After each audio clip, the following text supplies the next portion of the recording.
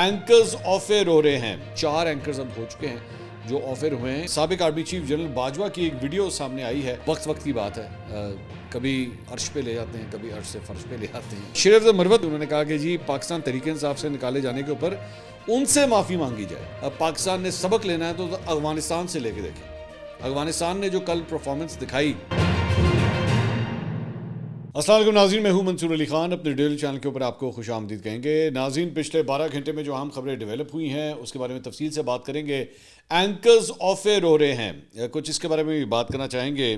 کاشف عباسی صاحب already of year ہیں, 2 ہفتے سے زائد اب ان کو ہو چکے ہیں آف ایئر ہوئے ہوئے, لیکن اب یہ نمبرز جو ہیں یہ بڑھتے جا رہے ہیں. کچھ اور اینکرز بھی اس لسٹ میں اب شامل ہو گئے ہیں, اس کی ڈیٹیلز بھی جو ہے وہ آپ کے ساتھ دیں گے. کل رات کو بڑا زبردست میچ کھیلا گیا افغانستان اور انگلینڈ کے درمیان, اور انگلینڈ جو ہے وہ اب چیمپئنز ٹرافی سے باہر ہو گیا ہے.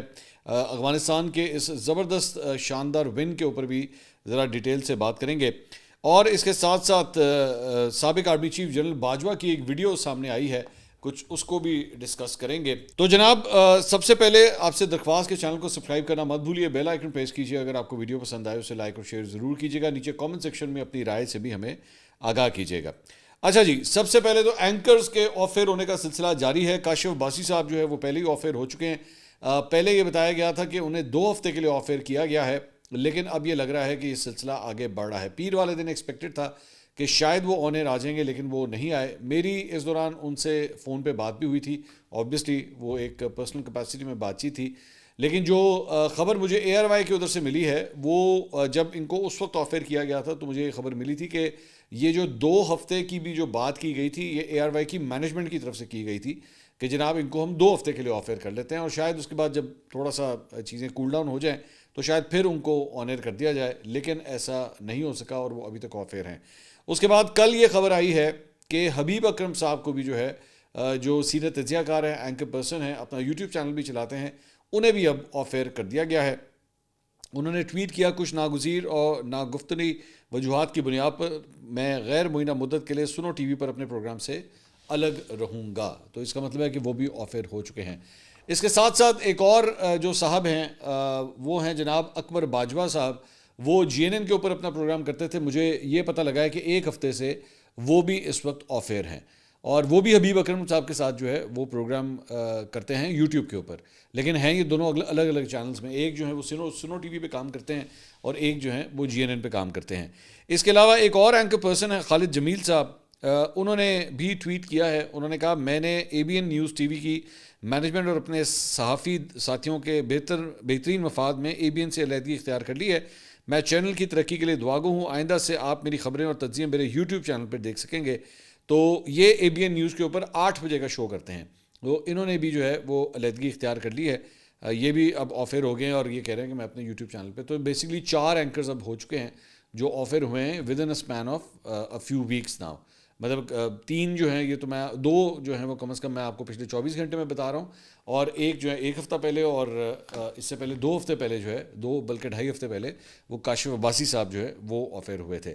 اٹ از انفارچونیٹ, کسی کے ساتھ بھی کسی اینکر پرسن کے حوالے سے جو ہے انلیس اور انٹل انہوں نے کوئی جرنلسٹک کرائم نہ کیا ہو.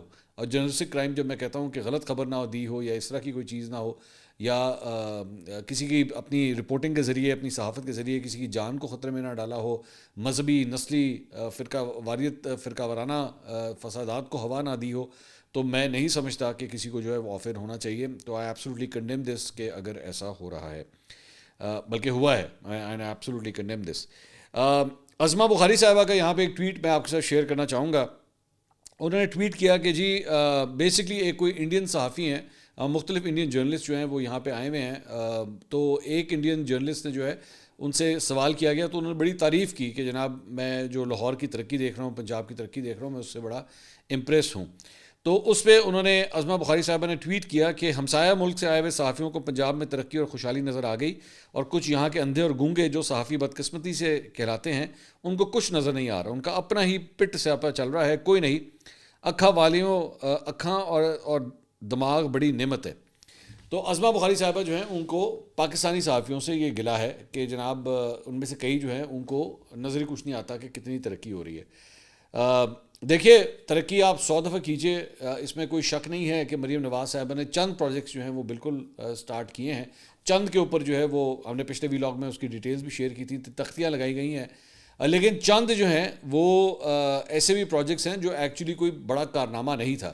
مثال کے طور پہ اگر کسی کو آپ نے ہدایت کر دی کہ جناب یہ فلاں کام جو ہے تیزی سے کریں, یہ پروجیکٹ کے زمرے میں نہیں آتا, لیکن ٹھیک ہے. اور چوتھی بات یہ کہ باہر سے آنے والا شخص جو ہے وہ اگر آپ کی تعریف کر رہا ہے تو اس کی ایک بہت بڑی وجہ یہ ہے کہ اس کو یہ نہیں پتا کہ آپ کے دور حکومت میں یہاں پہ ڈیفیمیشن لاء کے حوالے سے کیا کچھ کیا گیا, یہاں پہ عدلیہ کے حوالے سے 26ویں آئینی ترمیم کے بعد جو ہے وہ عدلیہ کا اور ایگزیکٹو کا بیلنس جو ہے وہ کس طرح خراب کیا گیا, پیکا کا قانون جو ہے وہ کس طرح لایا گیا, صحافیوں کو کس طرح آفر کیا گیا, یہ ساری چیزیں بھی, ہیومن رائٹس کی وائلیشنز جو ہیں وہ آپ کے دور میں کتنی ہوئی ہیں, یہ ساری باتیں میرے خیال میں اس بھارتی صحافی کو پتہ نہیں, کیونکہ وہ بھارتی صحافی ہے.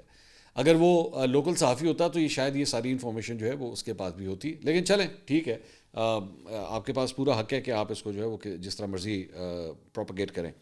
اچھا جی, اس کے علاوہ اپوزیشن اتحاد کی جو ایک قومی کانفرنس ہے جس کے کل جس کا انعقاد کیا گیا, اس کے بارے میں پتہ لگا کہ جناب دوسرا دن بھی جو ہے وہ اس کا آج ہونا ہے, لیکن ان کو ہال نہیں مل رہا تھا. اور جس ہال میں وہ آلریڈی کر رہے تھے, سننے میں یہ آیا ہے کہ جناب وہاں کی انتظامیہ نے بھی ہاتھ کھڑے کر دیے کہ جناب آپ دوسرا دن یہاں نہیں کر سکتے کیونکہ ہمارے اوپر جو ہے وہ بہت پریشر ہے.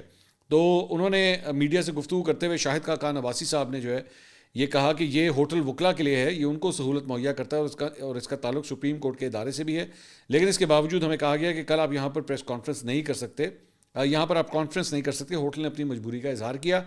ہم نے ہوٹل انتظامیہ سے کہا ہے کہ ہم نے 2 دن کی بکنگ کی ہوئی ہے, یہ قومی کانفرنس ہے, یہاں پر کوئی اشتعال کی بات نہیں ہے, ملک کی بات ہوتی ہے, آئین کی بات ہوتی ہے. اگر کسی نے آپ پر دباؤ ڈالا ہے تو لکھ کر دے دیں کہ آپ یہ کانفرنس اس وجہ سے نہیں کر سکتے کہ یہ جرم آپ نے کیا ہے.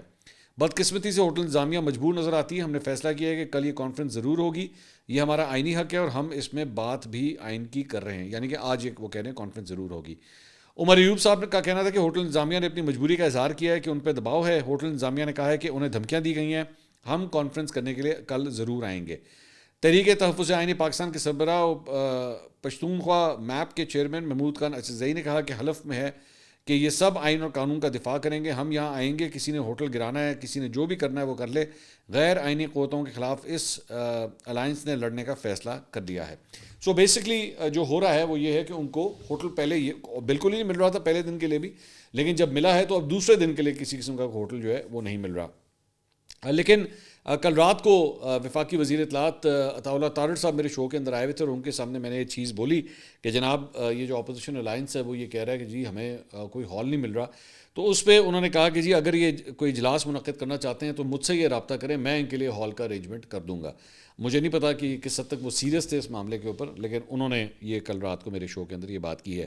رانا ثناء اللہ صاحب شاہ زیب خان زادہ کے شو میں آئے ہوئے تھے, انہوں نے کہا کہ حکومت نے اپوزیشن کو اسلام آباد میں کانفرنس کرنے سے نہیں روکا ہے, حزب اختلاف کے رہنما اس معاملے پر سچ بولیں. اپوزیشن اتحاد اپنا ایجنڈا سامنے لایا ہے, حکومت بات چیت کے لیے تیار ہے. محمود اچھزئی اور شاہد خاقان عباسی کی اپوزیشن اتحاد میں ہونے سے حکمت پیدا ہوگی, کیونکہ جب یہ معاملہ فہم لوگ آگے آئیں گے تو بات چیت کی راہ ہموار ہوگی. اس کے علاوہ جناب سوشل میڈیا کے اوپر جو ہے وہ ایک ویڈیو چل رہی ہے, یہ ہے جناب سابق army chief general Qamar Javed Bajwa کی ایک شادی کے اندر جو ہے وہ شرکت کر رہے ہیں. تو اس موقع کے اوپر جو ہے قاسم سوری نے آگے سے اس نے ٹویٹ کیا, اس نے کہا جی غدار وطن, یہ جنرل باجوہ کو وہ فرما رہے ہیں غدار وطن. تو ٹھیک ہے, لیکن میں وہی بار بار مجھے وہ دن یاد آتے ہیں کہ ہمیں جنرل باجوہ کے بارے میں زمین اور آسمان کے قلابے ملا دیے جاتے تھے کہ جناب آرمی چیف جو ہے وہ قوم کا باپ ہوتا ہے, اور عمران خان صاحب کے انہی آرمی چیف کے بارے میں بیانات ہیں جس میں وہ کہتے تھے ان سے جمہوری آرمی چیف کوئی ہے ہی نہیں, انہوں نے جمہوریت کے لیے جو سروسز پیش کی ہوئی ہیں وہ تو آج تک کبھی کسی نے کی نہیں ہے. تو آج یہ صورتحال ہے کہ ان کا سابقہ ڈپٹی اسپیکر جو ہے وہ جنرل باجوہ کو غدار وطن قرار دے رہا ہے. تو وقت کی بات ہے, کبھی مطلب عرش پہ لے جاتے ہیں, کبھی عرش سے فرش پہ لے آتے ہیں, مرضی ہے ان کی, جو مرضی کریں. اچھا جی, اس کے علاوہ جو ولسن جو ایک امریکی جو ہے وہ پولیٹیشین ہے اور وہ پاکستان تحریک انصاف کے لیے عمران خان صاحب کے لیے جو ہے وہ کافی زیادہ ایکٹیولی ٹویٹس وغیرہ کرتے ہیں. تو انہوں نے کل جو ہے انہوں نے کہا جی grateful to be nearly finish drafting the Pakistan democracy act, کہ وہ ایک بل جو ہے وہ بیسکلی کانگریس میں پیش کرنا چاہ رہے ہیں, اور اس میں لکھا ہوا جی sets down that it is US policy to restore democracy in Pakistan, mandates a 30-day determination of sanctions on Asim Munir, reviews all generals and government officials and their families for sanctions. تو وہ جناب general army chief کے حوالے سے اور دیگر generals کے حوالے سے جو ہے وہ سینکشنز لگوانے کے لیے یہ بل جو ہے وہ پیش کر رہے ہیں. اور یہ بل اس کی ایک کاپی بھی ہاؤس آف ریپرزینٹیوز میں جو انہوں نے پیش کرنی ہے وہ انہوں نے اس کا پہلا صفحہ جو ہے انہوں نے پیش کیا. اچھا یہ ذہن میں رکھیے گا یہ جو ولسن ہے اس کو پوری طرح حمایت حاصل ہے وہاں پہ شہباز گل کی, اور شہباز گل کے علاوہ یہی جو قاسم سوری ہے ان کی بھی, یہ لوگ سارے جو ہے ایک جگہ پہ ان کو سپورٹ کر رہے ہیں. سو یہ بیسکلی پی ٹی آئی کی دو ڈفرینٹ ایک پالیسیز ہیں. ایک پالیسی وہ ہے جو یہ امریکہ کے اندر لے کے چل رہے ہیں, اور ایک پالیسی وہ ہے جہاں پہ یہاں پہ جو ہے وہ جو چیئرمین پی ٹی آئی ہیں وہ بیرسٹر گوہر وہ آرمی چیف سے ملنا بھی چاہتے ہیں. یہاں پہ خطوط بھی لکھے جا رہے ہیں.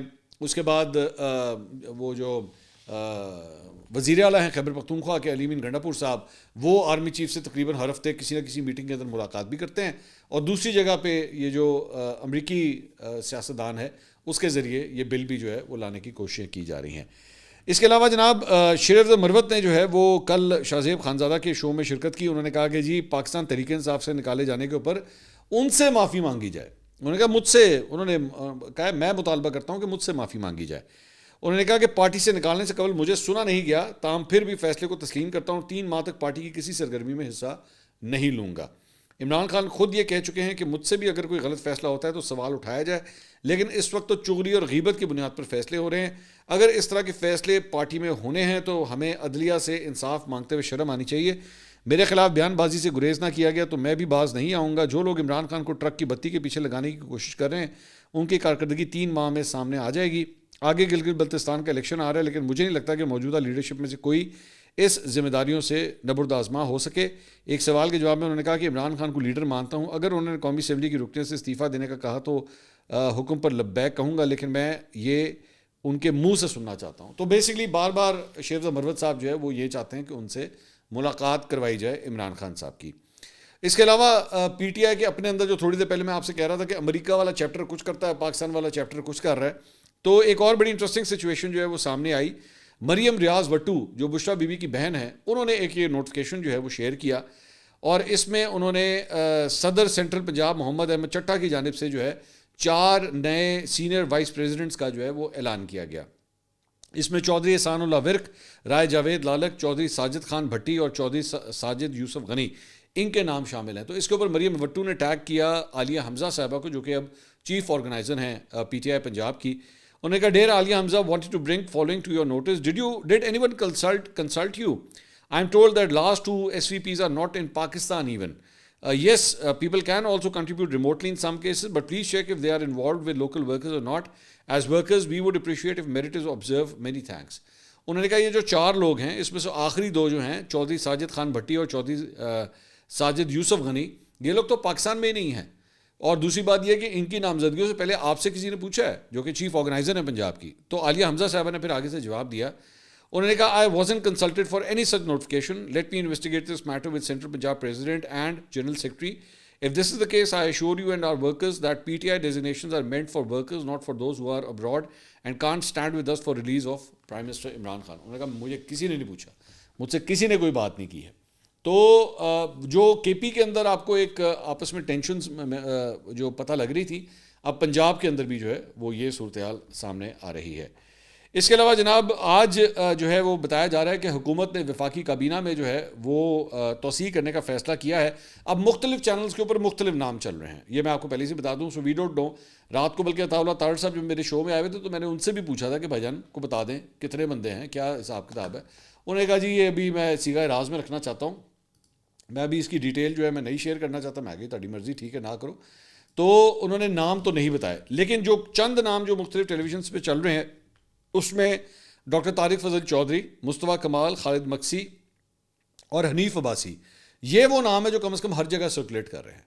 اور اس کے علاوہ رومینہ خورشید صاحبہ ہیں, ان کا بھی نام ہے, اور بھی چند نام جو ہے وہ سامنے آ رہے ہیں, لیکن ابھی تک حتمی طور پہ اسے کچھ نہیں کہا جا سکتا کہ وہ لسٹ جو ہے وہ کیا ہے اور ان کے پورٹ فولیوز کیا ہوں گے. پورٹ فولیوز کے حوالے سے بھی کافی چہمگوئیاں ہو رہی ہیں, تو آج شام تک جو ہے وہ پتہ لگ جائے گا. اچھا جی, اس کے علاوہ آج جو ہے وہ پاکستان اور بنگلہ دیش کا میچ ہے. دعا کیجئے کہ کم از کم ایک میچ تو ہم جیت جائیں.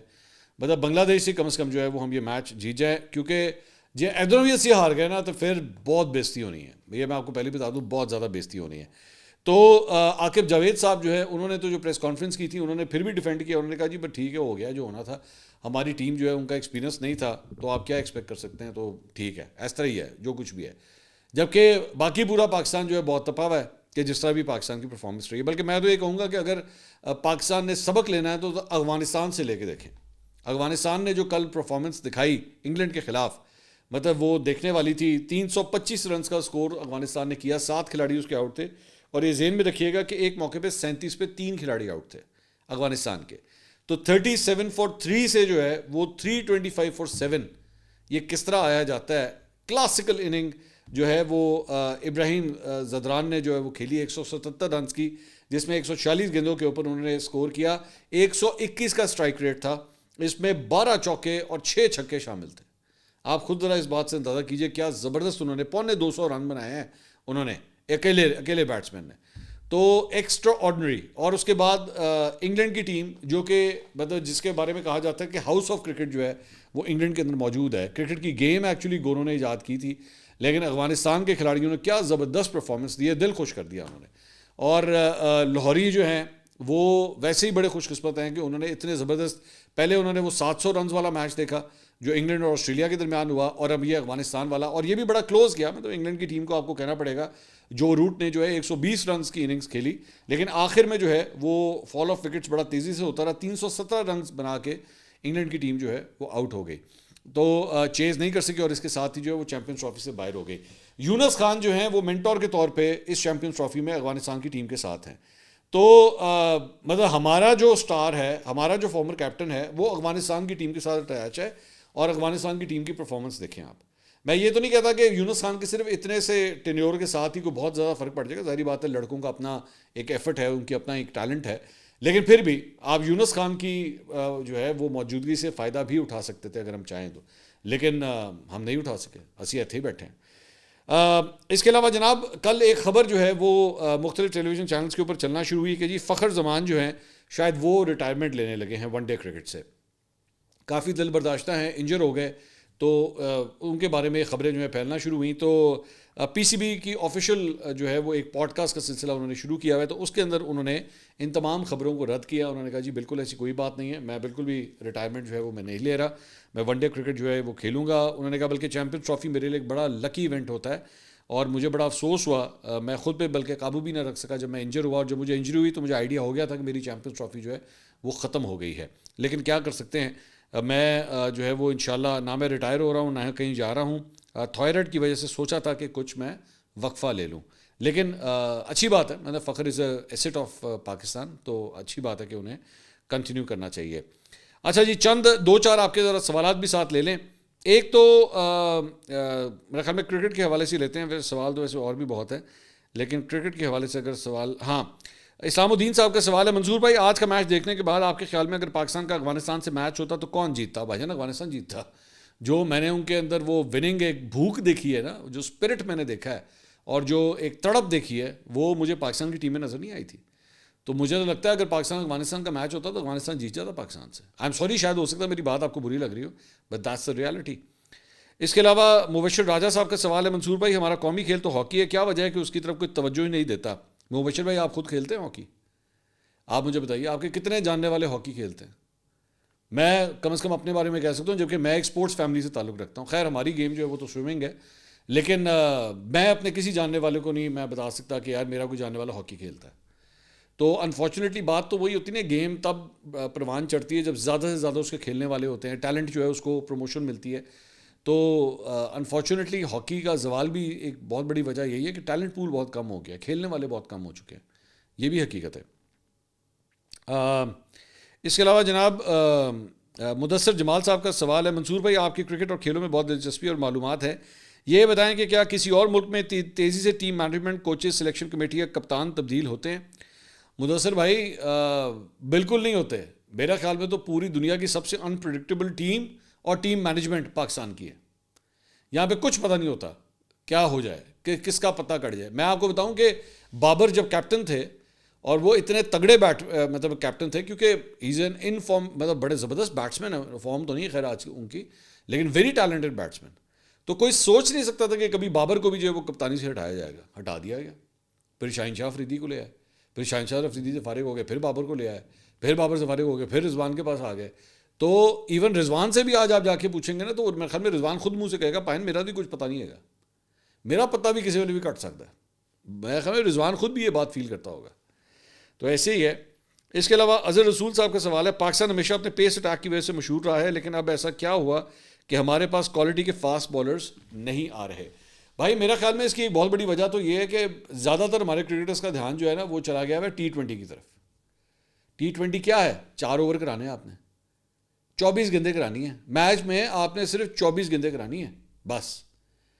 اور میرے خیال میں نے شاید وسیم اکرم کی یہ بات تھی، وسیم اکرم نے ریسنٹلی ابھی ایک بڑا زبردست انہوں نے بیان دیا، انہوں نے کہا دیکھیے بالر جو ہوتا ہے نا فاسٹ بالر، وہ ٹیسٹ کرکٹ میں بالیں کرا کے اوورز کرا کے 7 8 اوورز کے اسپیلز کرا کے اسٹیمنا اس کے اندر بلڈ اپ ہوتا ہے.